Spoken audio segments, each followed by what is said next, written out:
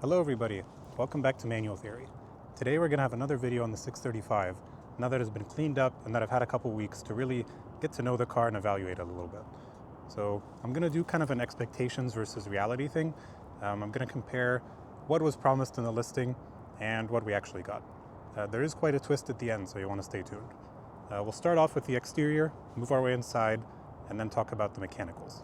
So starting off outside, honestly, I think it might look better in person than it did in the pictures. The paint really pops. It's hard to believe this is original paint. The wheels cleaned up really, really nicely. These are 16s. They were coated in brake dusts, especially the front, when I first picked the car up, but as you can see now they look really, really nice. There's a couple of little nicks and dings in the paint. I'm not sure if they even come out on camera. Right there. A few little marks. These ones I think unfortunately did go through the clear, but otherwise the body itself is completely straight. Like if you look at it, you know, kind of that door ding angle, if you try to look for any dings, the body looks pristine. The paint looks really, really nice everywhere. I don't see any evidence that it's ever been resprayed or in any kind of accident. Everything looks straight. There's a couple little marks here towards the trunk a little bit. Not sure if those are coming out well. Right around here, but these are just in the clear coat, so they should buff out. Otherwise, the exterior of the car is an A+. I get lots and lots of compliments just driving this thing around town. It looks really nice. I really love these wheels.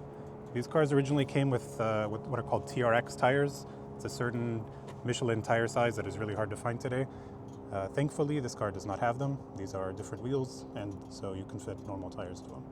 Speaking of the tires, the listing said new 16-inch tires.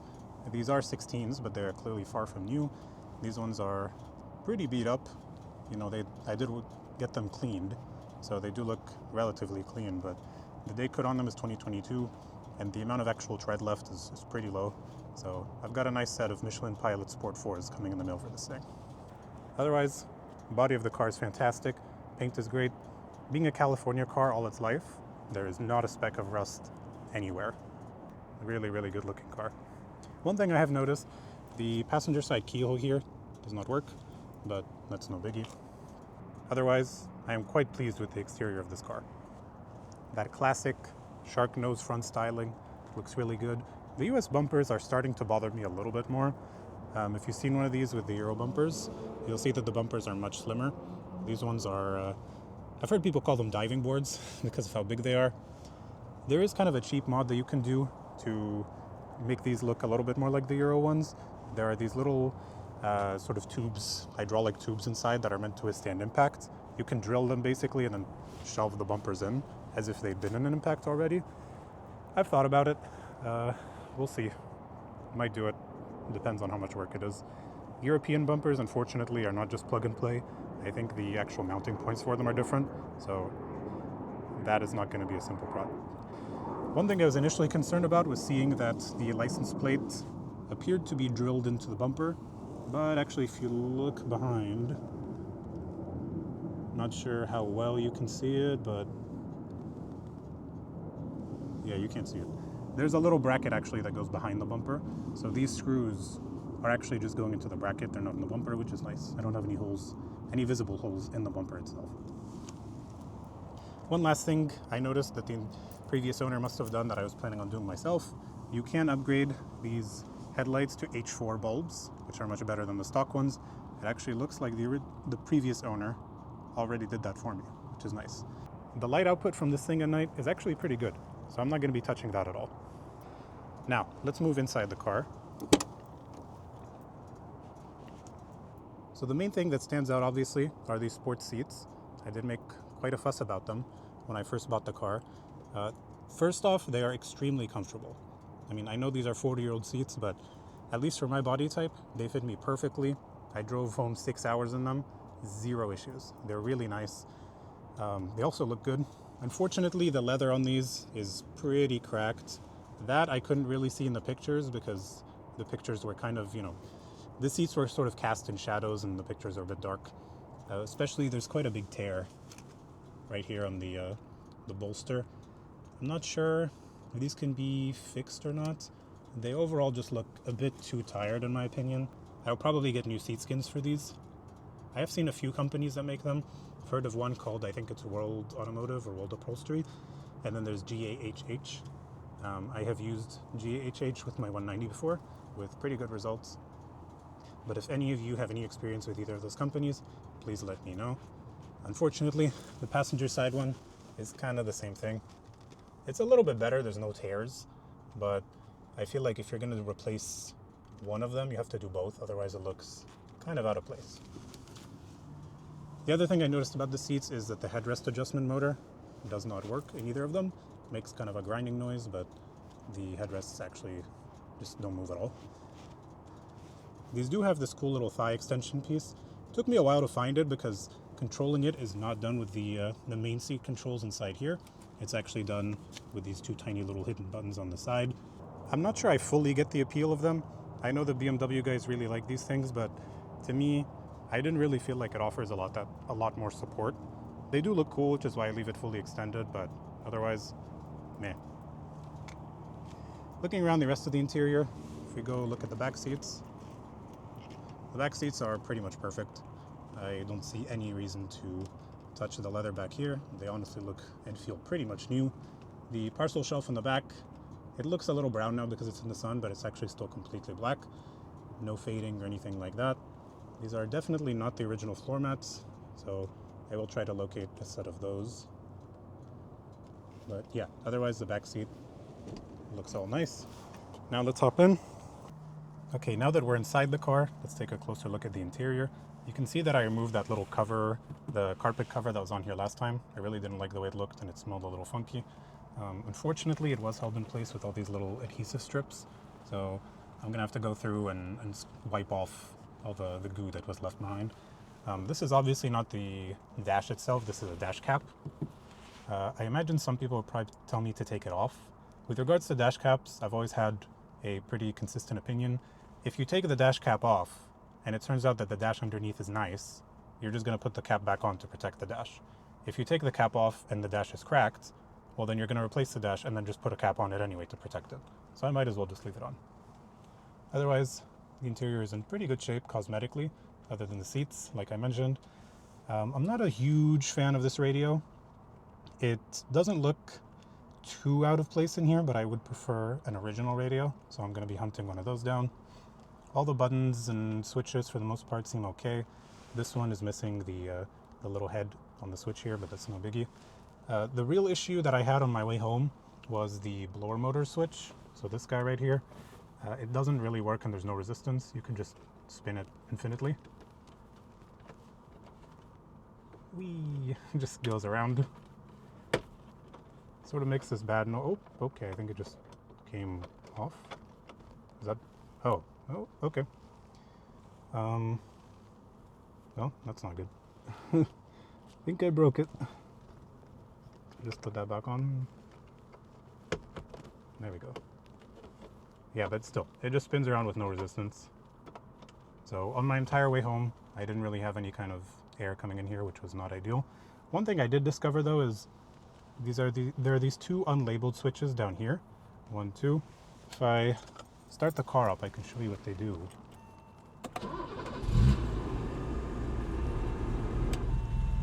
So as you can see, if I hit this, it seems to map to 50% blower motor.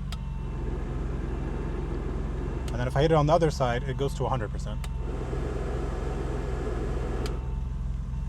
So I guess that was kind of the previous owner's cheap hacky fix, instead of fixing the switch as they should have. This one lights up green, but I can't tell what it does. It doesn't seem to do anything. I don't know if it's wired in or not. I'm not sure. But the AC itself does work. I can hear the compressor kick in. The heater does work if I turn this knob to the heat side. You know that old kind of burning smell that you get from when you run the heater in an old car? You definitely do get that here. So I know that the heat itself works. The heater core isn't clogged. The blend doors are working. It's just the switch. So I'm gonna look into replacing that. I also noticed that up here, I think there's supposed to be a map light up here. It looks like somebody tore it off and then glued it in with this little patch panel. I don't know why. It is really dark in here at night. I assume there should be a light somewhere. I think it's been removed. Don't know why somebody would do that. I also found out that these little cup holders here are actually aftermarket. I was kind of wondering because they don't look like they belong, but they seem pretty usable. They're stable. I do think they're a little too small for an actual cup or a drink, but it's better than nothing. I did complain in the initial video as well that the shifter feels really floppy. I think the bushings need to be redone. I can show you if I put it in gear. It doesn't even want to go in gear. There we go. That's third. Look at all this movement. I put it in first. Same thing. And the reverse is kind of a bit of a...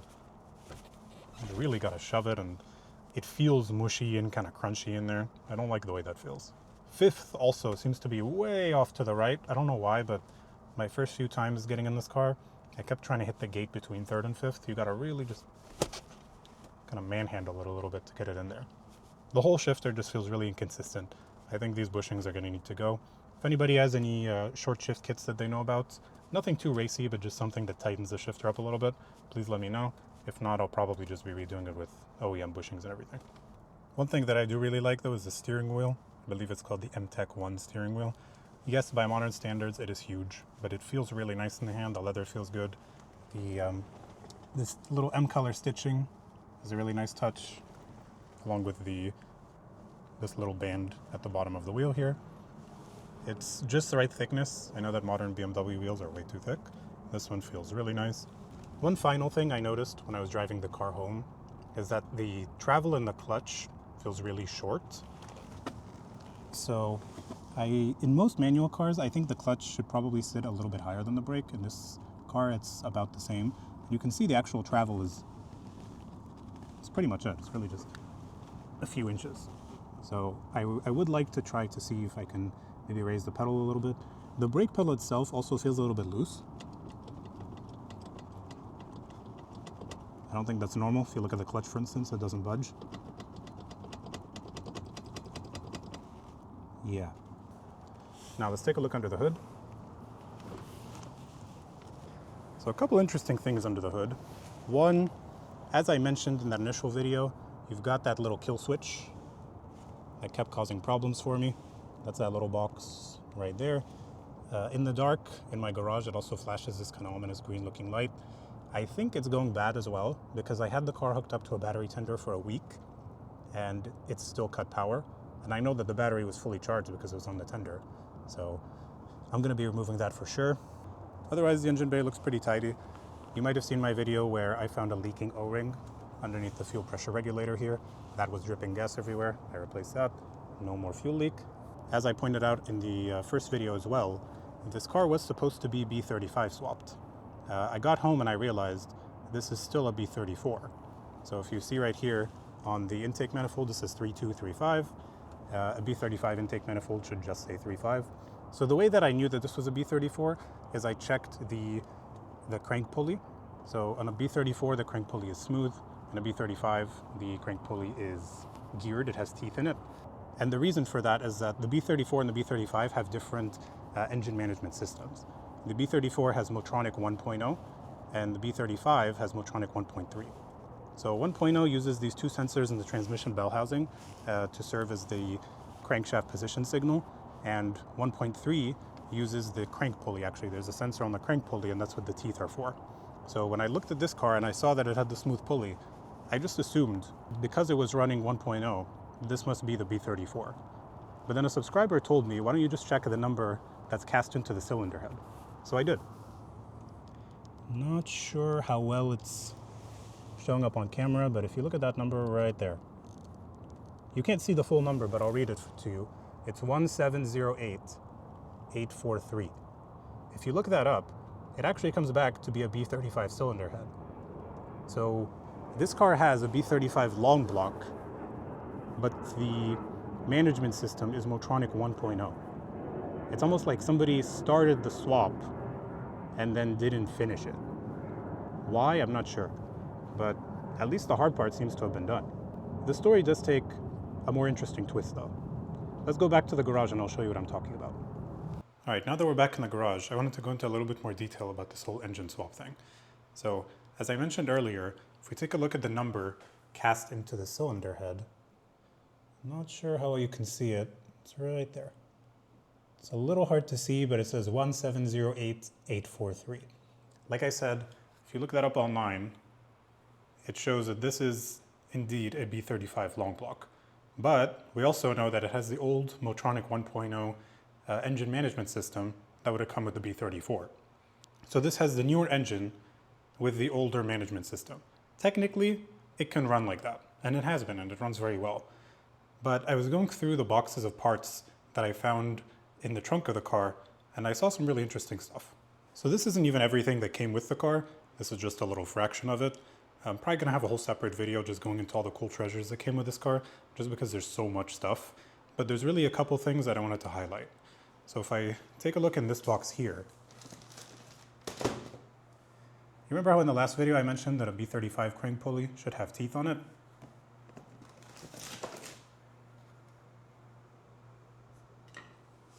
That's a B35 crank pulley.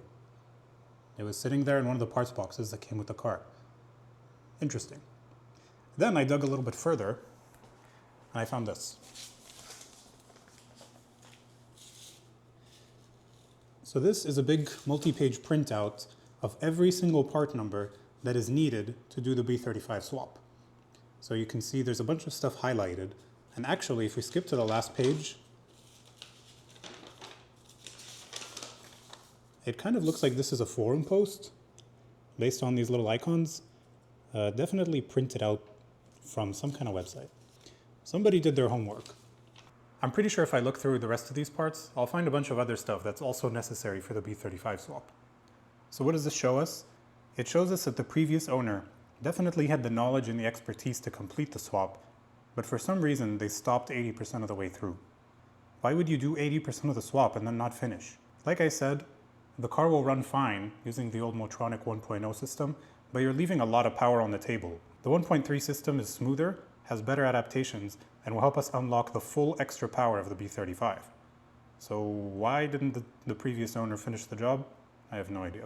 So where does this leave us? Well, it looks like I'm gonna have to finish the swap myself. I need to go through the rest of these parts and see what exactly is included and what isn't. Then I'll need to order the rest of the parts myself if anything is missing. And then I'm going to finish up the swap and really unlock the potential of that B35. It's a little frustrating knowing that the car is 80% there, or rather the swap is 80% there, and clearly the previous owner knew about this. You know, I guess it is buyer beware. Maybe I should have known. But regardless, we're gonna get this car wrapped up and we're gonna finish up the swap the way it's supposed to be done. So stay tuned. This process might take a while. I wanna make sure everything is done right with factory parts, but I promise it's going to be interesting. So subscribe so you don't miss anything. Thank you.